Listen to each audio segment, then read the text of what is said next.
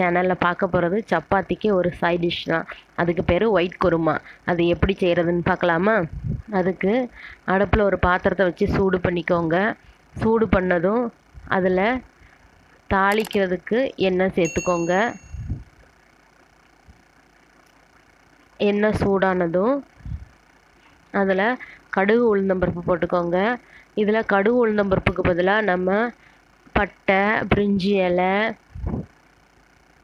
எல்லாம் போட்டு அந்த மாதிரி பிரியாணிக்கு போடுற ஸ்பைசஸையும் போட்டு நம்ம ரெடி பண்ணலாம். இன்றைக்கி நான் சிம்பிளாக கடுகு உளுந்தம்பருப்பு மட்டும் போட்டு செய்கிறேன். கடுகு உளுந்தம்பருப்பு பொரிஞ்சதும் அதில் கருவேப்பிலை பொரிஞ்சதுக்கப்புறம் அதில் நம்ம ஒரு பெரிய சைஸ் வெங்காயம் அதை சின்ன சின்னதாக நறுக்கி வச்சுக்கோங்க. அதையும் சேர்த்து நல்லா கிண்டி விடுங்க.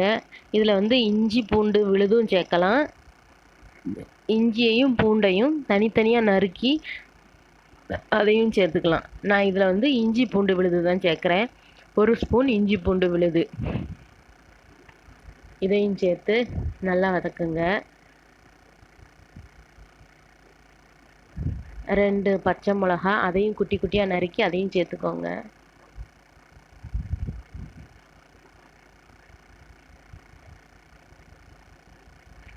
நம்ம ஊற்றின எண்ணெயில் இதெல்லாம் வதங்கட்டும்.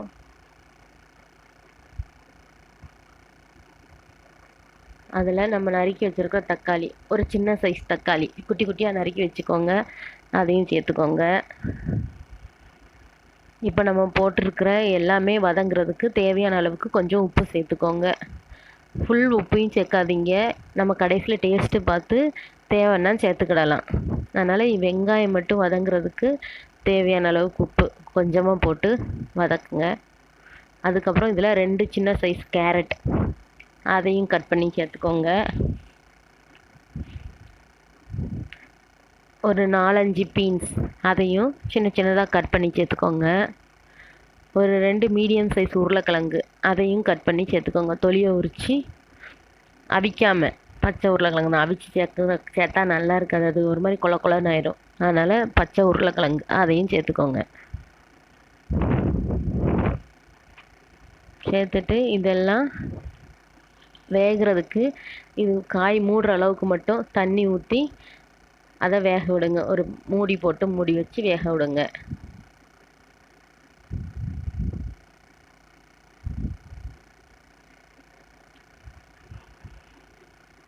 அது வேகிறதுக்குள்ளே இந்த குருமாவுக்கு தேவையான மசாலா அதை நம்ம அரைச்சி எடுத்துக்கலாம்.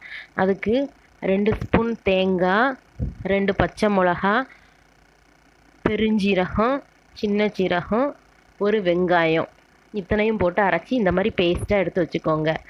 இதில் நம்ம என்னெல்லாம் போட்டிருக்கோம்? 2 பச்சை மிளகா, பெருஞ்சீரகம், சின்ன சீரகம், வெங்காயம் இவ்வளவும் போட்டு அரைச்சி எடுத்துக்கோங்க. இது ஒயிட் குருமா அப்படிங்கிறனால இதில் நம்ம வேறு எதுவுமே சேர்க்கல. இதில் சேர்க்குற அந்த பச்சை மிளகா தான் நம்மளோட காரத்துக்கு. அதனால் பச்சை மிளகாய் மறக்காமல் போட்டு அரைச்சி எடுத்து சேர்த்துக்கோங்க. சேர்த்துட்டு இப்போ நம்ம ஊற்றின தேங்காய் மசால் வடை போகிற வரைக்கும் அதை மூடி வச்சு வேக விடுங்க.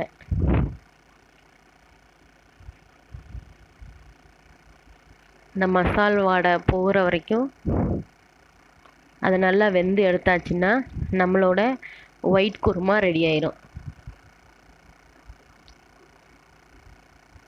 இது சப்பாத்தி, இடியாப்பத்துக்கெலாம் ரொம்ப நல்லாயிருக்கும். இடியாப்பம், ஆப்பம் இதுக்கெலாம் ரொம்ப டேஸ்ட்டாக இருக்கும். இன்றைக்கி நான் பீட்ரூட் சப்பாத்தி செஞ்சுருக்கேன். அதுக்கு சைட் டிஷ்ஷாக தான் இன்றைக்கி எங்கள் வீட்டில் இந்த ஒயிட் குருமா. உப்பு போட்டோம்னா அதுக்கப்புறம் டேஸ்ட்டு பார்த்துட்டு டேஸ்ட்டுக்கு தேவையான அளவுக்கு இதில் கொஞ்சம் உப்பு சேர்த்துக்கோங்க இறக்கும் போது.